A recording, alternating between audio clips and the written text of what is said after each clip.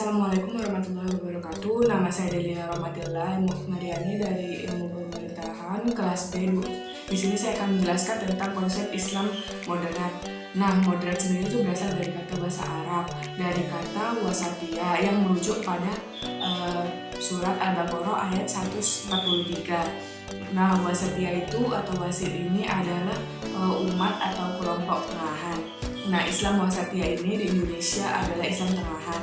Nah, ada atau hadir untuk mengimbangi gerakan-gerakan Islam lainnya seperti Islam radikal, Islam ekstrim, serta fundamentalis dan lain-lainnya.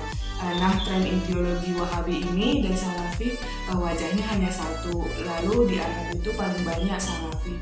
Ada Syekh Imam Alawi Al-Maliki yang menjadi rujukannya nanti. Nah, lebih cenderung kepada pikirannya daripada sufi atau tasawuf. Pemikiran ini dianggap mayoritas di tanah Arab.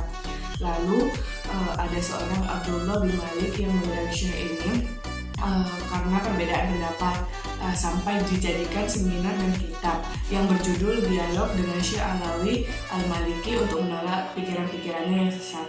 Nah, lalu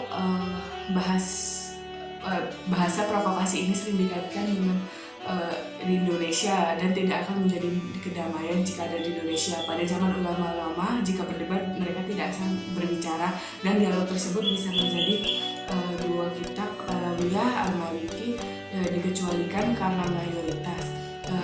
Islam di dunia itu dengan paham yang kaku memotret tidak boleh ada yang lain yang masuk atau ada perbedaan.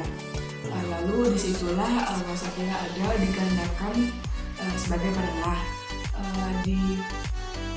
Di sana ketika ada orang yang berbeda pikiran,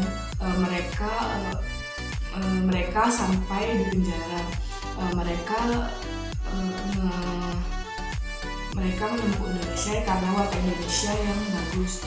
Lalu coraknya wasatiyah.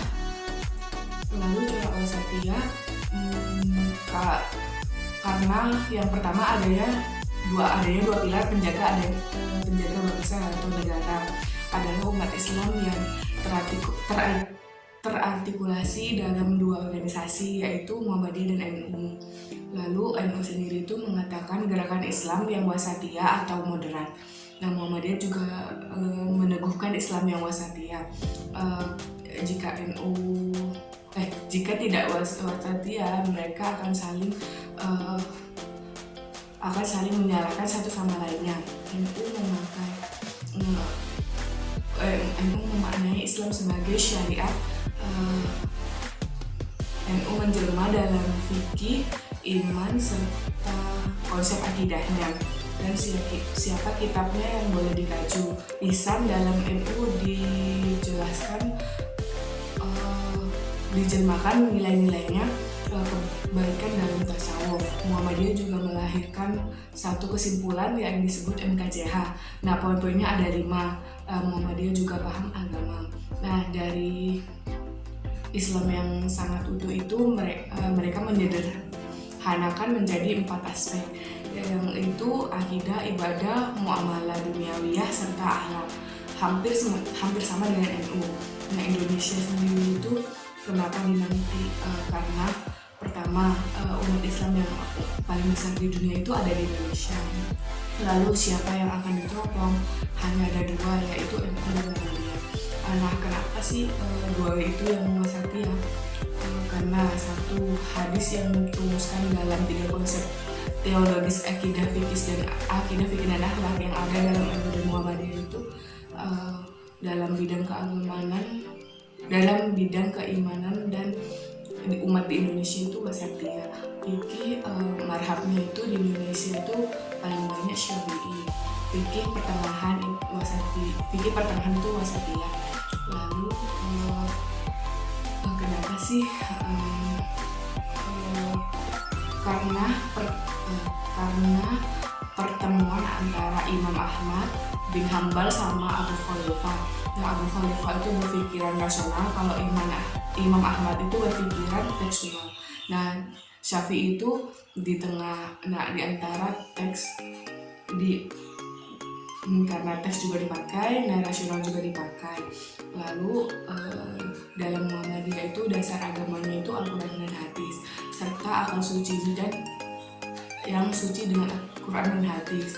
Dalam tasawuf atau wahlah, NU juga melahirkan madhab pada Imam Ghazali dan Junaidi al-Baghdadi. Lalu Indonesia itu umumnya memakai Imam Al-Ghazali. Lalu di sini Indonesia itu Islamnya kuat dikarenakan dua pilar ini.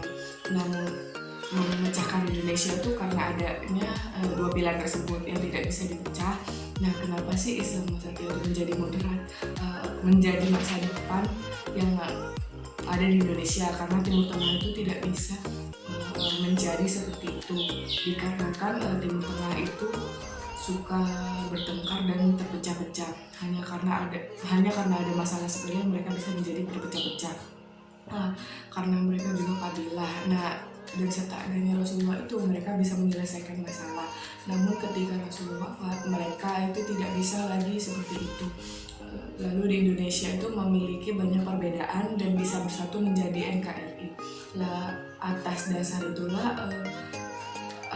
dasar perbedaan yang ada itu terdirinya proklamasi, dan karena sifat pertengahan yang sangat penting itu. Nah, sekian.